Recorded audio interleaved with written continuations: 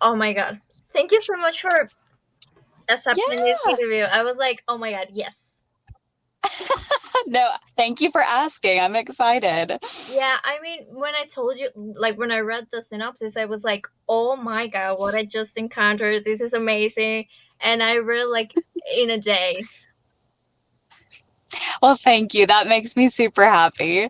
Well, first of all, congratulations for all the success you're having, right? I mean, Thank you. how are you feeling about that? It's good. I am a little bit surprised that it's starting to take off like it is. I think I was a little bit nervous, but it seems like it's really starting to pick up traction. So hopefully it just kind of keeps going that way. Great, great. Okay, I write, but not like quite a book, but I'm starting to. And I know that writing, it's a lot about forming ideas that might sound crazy, and then you put it together, and it's like, oh my God, this might be it. So I'm kind of wondering, like, at what point did you know that these ideas have to leave your head and become a book? So, Convergence is actually my second book. I previously was with agents earlier this year, and I had a book on submission. And it just didn't feel like my heart book. Like, I really liked that book, but I just didn't have the same feeling I did with Convergence. And I remember sitting down with my husband and his friend, and I said, I've got this really insane idea in my head where I think that humans should bond with animals and it should be like the 100. And my husband was like, he's not much of a reader. So he's thinking, that sounds a little crazy, but if that's what you want to do, like go for it. And I was like, yeah, I think that's what I want to do. And I had previously lost two of my dogs about a year before that. So I was kind of dealing with the grief of that.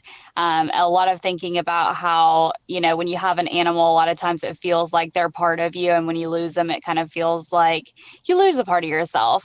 And so I think it was just a part of like dealing with the grief. I had a rewatch of the 100 going on. I had a rewatch of the Golden Compass, which were two of the inspirations for the book. And I just kind of started putting pen on paper. And when I started writing it, I wrote the entire first draft in a month. And that's how I knew that, like, this was the book, this was the idea that needed to come out. I mean, I never had writer's block with it. I never stopped. I mean, it just completely flowed out of me. Oh my God, in a month, that's crazy. Yeah, it was insane.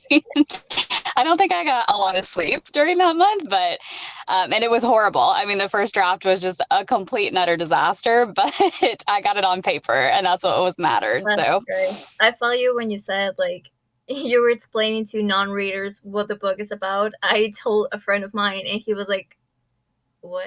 And I was like, "I know, but it works. It's great." and like it sounds insane, but it makes sense kind of when you read it. I Yeah, guess if you're not into that kind of thing, then people are like, yeah, okay. But they'd say the same thing about dragons and fairies and everything else. So the things that are missing. Um, okay, yes. so this is kind of like dystopia fantasy kind of way, and what I love Mhm. about that is that we get to explore a lot of the morality of the human race itself. In the book, I found it in the exile community that they're not telling the people underground the truth about the earth, right? So, at what point do you think that is a decision made for survivable, crossing the line into control or even quite vengeance, like for the characters? Oh, that's a good question. Let me think about this. Are you saying from like the government perspective or from the like actual character, main character perspective of when they Both should? of the perspectives might be quite interesting. Okay, so from a character perspective, I think when they realize, I think we get to see a lot of Lennon in this book, especially of like her noticing people starving. She's starving, her brother's starving. And really, we see it when she gets put on that third ring and she just sees like they have everything they could want and more, while people literally just feet below her are dying and struggling and, can't make ends meet. So I feel like that is a really big catalyst for her. Now, convergence aside, because in the convergence itself, we see her, fight for what she believes in that moment and make that snap decision. But I think it also goes to show what I wanted to portray was like everyone is so coerced down there to think like this is normal. And it takes her losing someone she loves to snap her out of it.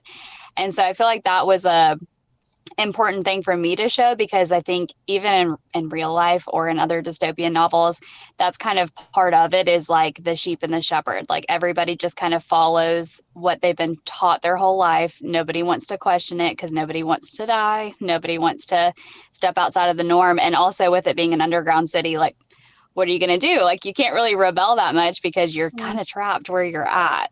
So that's kind of, I think the tipping point for her was her wake up call was losing someone she loved or someone that she cared a lot about. For the government itself, I feel like I don't like the government at all. So I think that it's not outside of the norm. Like even like our different countries' governments, like they all have things that they kind of like place in our lives as normal and like what we're supposed to expect or like follow suit with. And in reality, like maybe if we started digging a little deeper, we'd realize that's not really the best practice, but that's just what's normalized because we just kind of follow what we're told to do. Yeah, for sure. Hopefully that answers that. I don't know if it did. Sometimes I just ramble. So no, I mean, it's part of my daily communication. Okay. I love the perspective of Slade in this aspect. Where, you know, he doesn't really care about the people underground, but even though his loyalty lies with the people on Earth, he doesn't feel like really belonging there. I really love that. mm-hmm. So, have you ever felt like that way of being for one place, but then being too weird about it, but then go to another place and you're like too much from there to be even belong there? And that's why you include it in your story?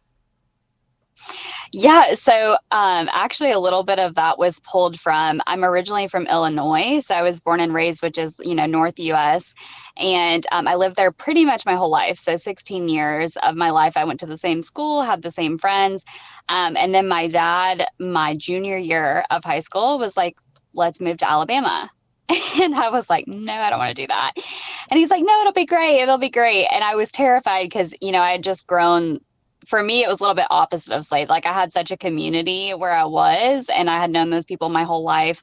And when I came down here, I was very outcasted. Like I didn't know anybody. I moved from a school of like 30 to 50 people in my graduating class to like having 2,000 people in my graduating class. So it was very hard to change in the middle of high school, but I ended up meeting my husband my junior going into my senior year. And I think that's when things really changed for me. Like I found my family here, I found my community here.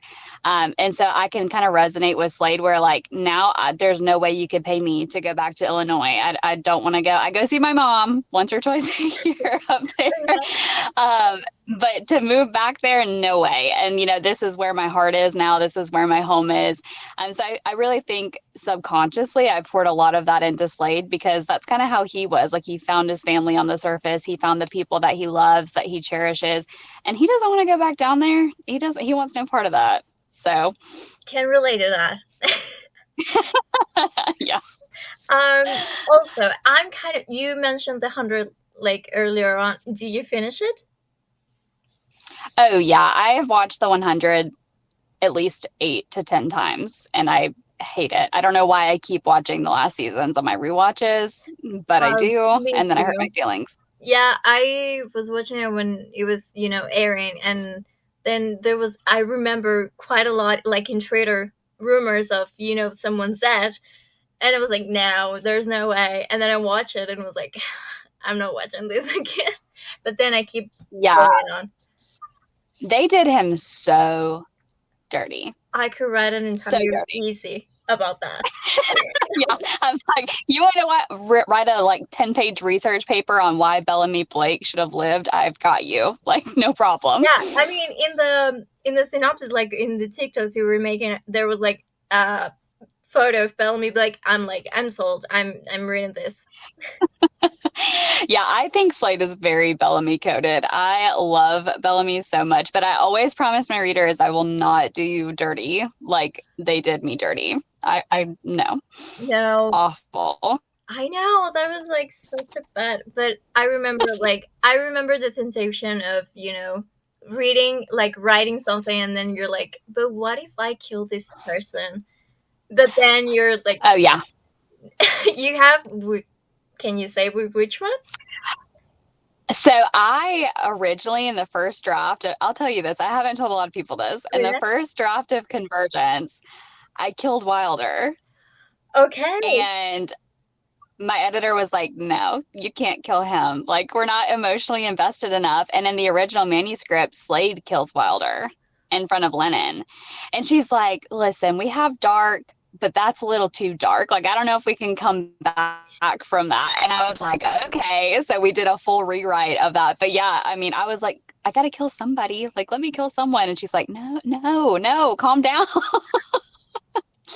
Oh, so Yeah. they saved us from that. That's great.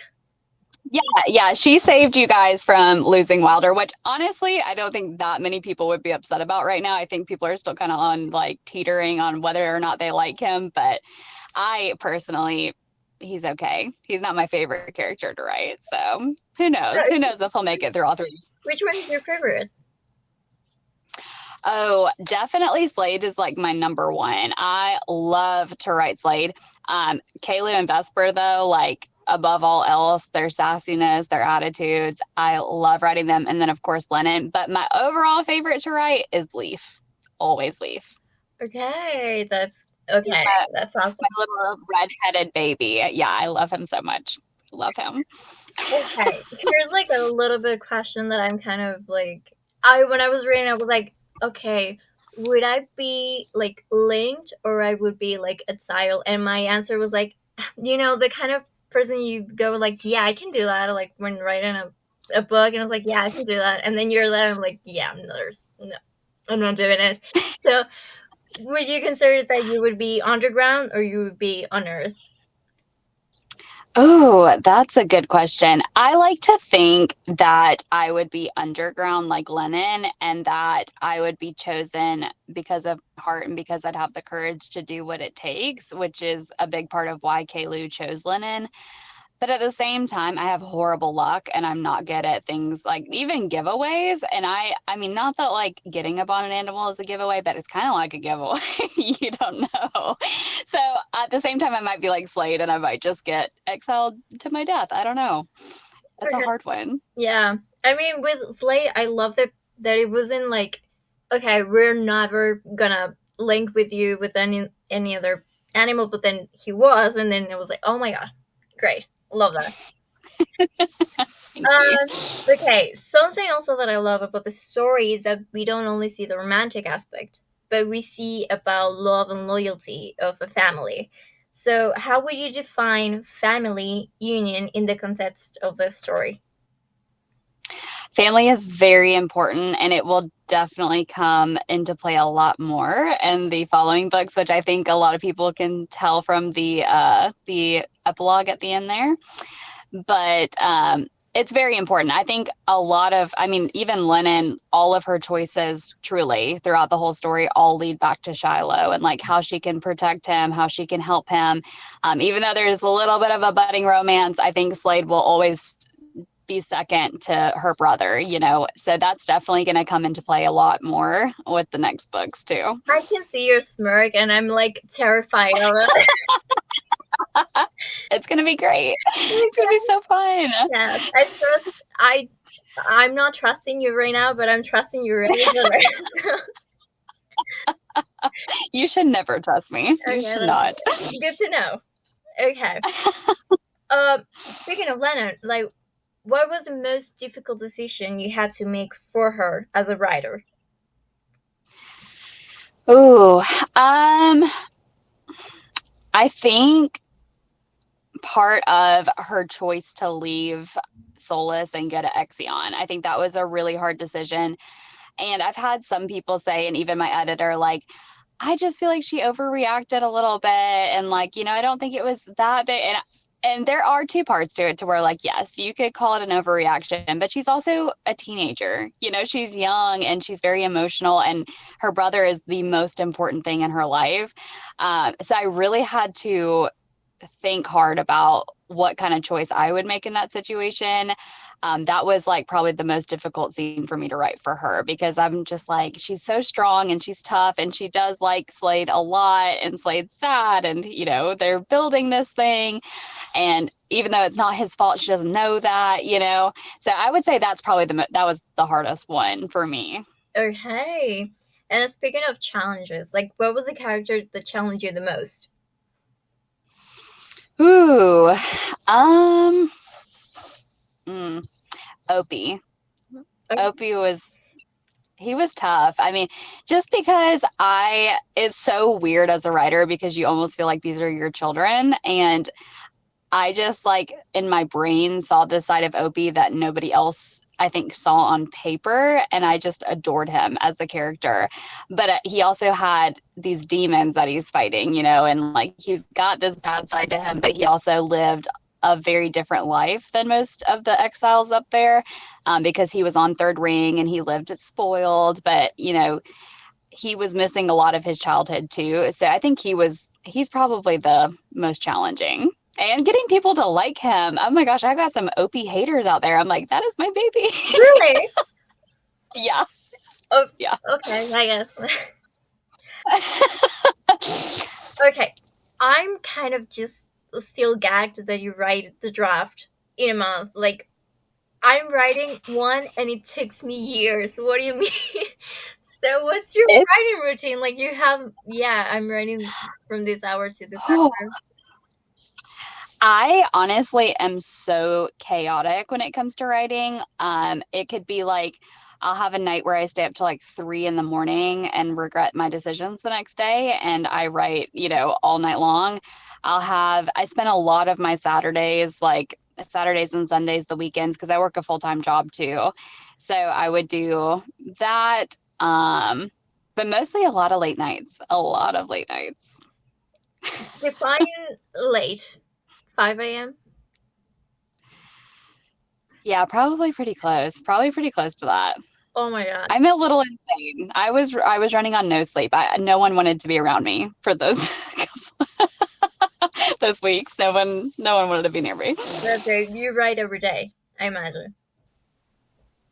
Yeah, I do. I'm taking a little bit of a break right now just because it was so much. Because I think from literally February was when I wrote my whole first draft, and then we released in October. And from February to October, I think we did a total of 7 complete rewrites. And that's not including line edits, developmental edits, and all of that. So, I mean, I wrote every single day for 7 months straight. And yeah, it was a lot. Oh my god. Okay. This is kind of like a question. Like, I imagine Mhm. myself, well, not myself, but I imagine the book, like, when you see like a movie in your head. Mhm. Have you ever like did a fan cast in your head about each of the characters? I have, at least for the main characters, for sure. Because, well, of course, if in a perfect world, Bob Marley would come back and he would just play Slade in a perfect world. Lennon was based a lot off a mixture of either Adeline Kane from Rain or Lily Collins, specifically in Shadow and Bone. So, like a good combination of those two, in a perfect world. And then Keelan, that is the leader on the surface for Camp Solace, he, in my brain, I can only ever see him as Jaha from the 100. I saw it too. Me too. I was like, yeah, this one is it. He is always Jaha in my brain. And then I'm trying to think about who else. Opie, I saw a combination of, it's terrible, of Gale from from the Hunger Games, and then also a little bit of Four from Divergent. I mean, I just have all these like visuals floating in my head at all times. And then Leaf, all I could see in my brain was Newt from The Maze Runner. So those are a couple of them, but Okay. So this is the last question that I really hope you can answer it. What can you tease us about the second book? Oh, I like to say that how the prophecy is going to play out all of the answers that you need are in book one. They're all in there, but you just have to put them together in the right way. Okay. And it'll kind of, you have to look closely and look for clues outside of the box, but they're in there. Okay, that's terrifying, but thank you. Okay. Yeah. But I just got one question in my mind. Like, what idea or what message do you want to give to the audience that are reading your book? First of all, I just want to say thank you. I say this a lot, but with indie authors, especially self-published authors, your community is everything. So like every person that's ever liked my TikToks and shared them and commented, like that's all helped me kind of, get more eyes on this book. All the people that have written reviews and left amazing messages and messaged me personally. It truly keeps me going because there were a lot of days where I was like, what am I doing? Do I want to do this? Or this book sucks? Like, what am I thinking? So really and truly thank you to everybody because it just keeps me moving forward and gets me now in a position where I was so scared as a debut author to be excited for book two and know that there are people out there looking forward to it. So. Oh my God, that's so nice. Well, thank you so much for accepting. This one is like, oh my God, yes. Thank you. And well, thank you so much. I mean, I will stay tuned in for the second book. I'm like, yes, when it's coming out. Yes, there will be some announcements coming up about Convergence relatively soon, so stay tuned for that. And I will be leaking a couple of line teasers from Convergence or for book two soon too. More giveaways. And more giveaways. Yeah. Yes, people love the giveaways. Yeah, I just saw that. Like, I was like in finals, and I was like, yeah, I can like do social media right now. And then I entered TikTok like today, and I was like, you announcing the winner of the giveaway, and I was like, what giveaway are we talking about? Oh no. Yes, I will definitely be doing. I'm going to do probably before the year is over, maybe for like New Year's, I'm going to do one more PR box giveaway and then a couple signed copies too. That's great. That's awesome. Well, thank you so much for sharing all of this and your book too. I loved it. Well, thank you. Thank you for having me on. This is exciting. This is the first time I've done an interview yet, so I'm like all giddy over here. I'm fangirling over you, so I'm excited. You stop it. That's not true. Thank you. So true. Well, thank you so much. You have a nice day. Have an incredible Christmas and break. Yes. And you too. Thank you. Yeah, and I hope you don't kill anyone yet, at least. I haven't yet, if that makes you feel better. I'm a little bit into book two, and no deaths have occurred yet. So the yet is the key word. Yet. Well, goodbye. Thank you so much. Bye. Thank you. Have a Merry Christmas. You too.